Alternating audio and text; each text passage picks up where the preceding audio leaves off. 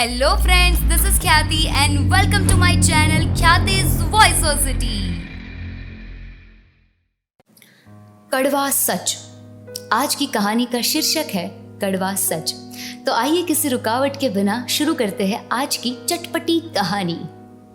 शाम का समय था, लगभग 5:30 के बीच। रिद्धिमा अभी अभी ऑफिस से घर लौटी तो आया ने बताया अंश आज स्कूल से घर नहीं लौटा। आया की बात सुनकर रिद्धिमा तो सन्न रह गई और बड़ी तेजी से आया को चिल्लाते हुए बोली, क्या यही बात फोन करके नहीं बता सकती थी तुम? अब बता रही हो? अरे पहले बताती तो कम से कम एक बार स्कूल जाकर दिखाती। 5:30 बज गए हैं और अब तो स्कूल भी पूरा बंद हो चुका होगा। नहीं मैम, वो मैंने घर वाले नंबर से लगाया था पर घंटी नहीं गई, शायद फोन में पैसा नहीं था, आया ने उत्तर दिया। रिद्धिमा एक बार फिर ऊंचे स्वर में चिल्लाते हुए बोली, तुम्हारे पास फोन नहीं था क्या? हाँ वो मैम मेरे फोन में। बस चुप हो जाओ, अपना काम करो जाके, कोई सफाई मत दो। रिद्धिमा आया को डांटते हुए घर से बाहर निकलकर पड़ोस वाले वर्मा जी के यहाँ अंश का पता लगाने के लिए निकली, क्योंकि अंश और वर्मा जी का बेटा दोनों एक साथ एक ही स्कूल में एक ही कक्षा 11th में पढ़ते थे, पर वहां से भी अंश का कोई पता नहीं चला। घर लौटकर रिद्धिमा ने अपने पति अशोक को फोन करके इसकी जानकारी दी तो अशोक ने भी उसे ही डांटना शुरू कर दिया। रिद्धिमा, मैं यहाँ हूँ, तुम्हें ध्यान देना चाहिए था ना, इतनी केयरलेस कैसे हो सकती हो तुम? अब फोन रखो, मैं देखता हूँ। ये कहकर अशोक ने फोन काट दिया। अशोक की बातें सुनकर रिद्धिमा की आंखों में आंसू आ गए। रिद्धिमा को कुछ समझ नहीं आ रहा था कि वो क्या करे। एक बार मन हुआ कि वो पुलिस स्टेशन जाए, पर यह सोचकर रुक गई कि अशोक एक बार पता लगा ले, फिर मैं आगे देखती हूँ कि क्या करना है।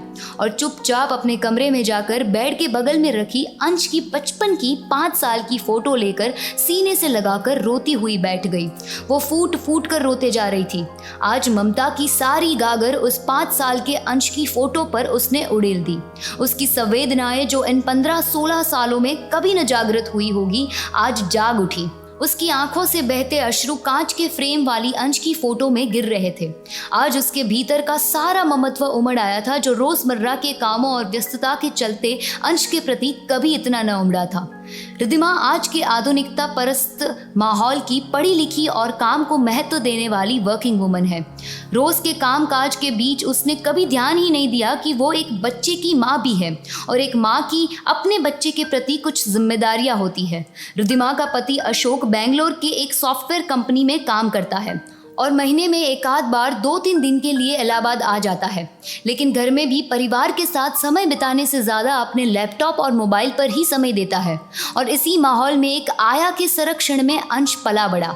रिद्धिमा के ऑफिस जाने के बाद अंश को स्कूल के लिए तैयार करने और टिफिन तैयार करने से लेकर सारी जिम्मेदारियां आया की ही होती है। पहले भी जब उसने पहली बार स्कूल में प्रवेश किया था और अब भी जब वो अपने स्कूली शिक्षा के अंतिम कागार पर है। रिद्धिमा को खुद के काम के आगे कभी ये मौका ही नहीं मिला कि कभी अंश को अपने पास बैठाकर दुलार किया हो या कभी उससे कहानियां सुनाई हो। हाँ, लेकिन इतना ज़रूर है कि इस समय में आज की मॉडर्न फैमिली की तरह अंश को वो सारी सुविधाएं दी जो देनी चाहिए। अच्छे ब्रांड के कपड़े, खिलौने, जूते, कंप्यूटर, मोबाइल, सब कुछ, पर उस ममत्व को नहीं दे पाई जो वास्तव में एक माँ को अपने बच्चे को देना चाहिए। रिद्धिमा को अंश की फ़ोटो लिए रोते रोते 2 घंटे से अधिक हो गए थे और घड़ी पर 9 बजने को आ गया था। और इस बीच न एक बार भी कॉल करके अशोक ने ही कुछ बताया और ना ही कहीं और से अंश का कुछ पता चला। रिद्धिमा ने सिर घुमाकर घड़ी की ओर देखा, फिर मोबाइल उठाकर अशोक का नंबर डायल करने लगी। अभी नंबर के 5-6 अंक ही उसने डायल किए होंगे कि आया बड़ी जोर से चहकते हुए बोली, मेम साहब, अंश भैया आ गए। अरे मेम साहब सुनिए ना, अंश भैया आ गए।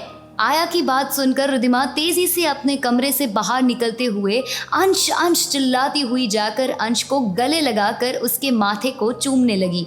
और तभी अपने माँ के इस व्यवहार को देख 16 साल के अंश ने माँ को अपने से अलग करते हुए कहा, क्या मॉम तुम भी, क्या हो गया तुमको? कपड़े वगैरह चेंज करने दोगी? अब रिद्धिमा ने अंश को फटकार लगाते हुए पूछा, पहले ये बता तू कहाँ था? फोन करके बता नहीं सकता था? फिर एक गहरी सांस लेते हुए बोली, तुम्हारी वजह से कितना परेशान हुई आज मैं। ओके मॉम, अभय का बर्थडे था आज, तो उसी के साथ पार्टी में निकल गया, इसलिए देर हो गई। अंश ने लापरवाही के साथ रिद्धिमा को जवाब दिया। रिद्धिमा ने एक बार फिर से अंश को फटकारते हुए कहा, घर आकर यहाँ से भी तो जा सकते थे पार्टी, स्कूल से ही जाना ज़रूरी था क्या? अरे 1 बजे छुट्टी हो जाती है, 15-20 मिनट में घर आ जाते और यहीं से तैयार होकर चले जाते। बिना बताए जाने की क्या ज़रूरत थी? कम से कम मुझे नहीं तो आया को ही बता देते। लेकिन तुम तो। माँ के इस बात को सुनकर अंश ने अब की बार रिद्धिमा को कटाक्ष मारते हुए कहा, come on mom, just chill. Party में ही गया था और अब आ भी तो गया। और आप भी तो आए दिन कभी शर्मा आंटी, कभी श्रीवास्तव आंटी, तो कभी किसी के साथ ऑफिस से सीधे घर ना आकर उनके साथ पार्टी एंजॉय करती है। तब तो मैं आपसे नहीं पूछता आप कहाँ थी, इतना देर क्यों लगाई, और अगर यही मैंने कर दिया तो कौन सा भूकंप आ गया। अंश के इस 2 टुक जवाब से रिद्धिमा एकदम निस्तब्ध हो गई और कुछ नहीं बोल पाई। आखिर बोले भी तो कैसे? अंश की बातों में एक कड़वा सच जो छुपा था, एक कड़वा सच जो छुपा था। तो दोस्तों, ये था आज का कड़वा सच। अगर आप भी पेरेंट्स होने की जिम्मेदारियां भूल रहे हैं, अगर आप एक माँ की ममता पूरी नहीं कर पा रहे हैं, तो जाइए अभी इसी वक्त अपनी गलती सुधारिए और अपने बच्चों को ढेर सारा प्यार करिए और सुनते रहिए मेरी कहानी, चटपटी कहानी, वो भी चटपटे अंदाज में, सिर्फ और सिर्फ ख्यातिज वॉइस सोसाइटी पर।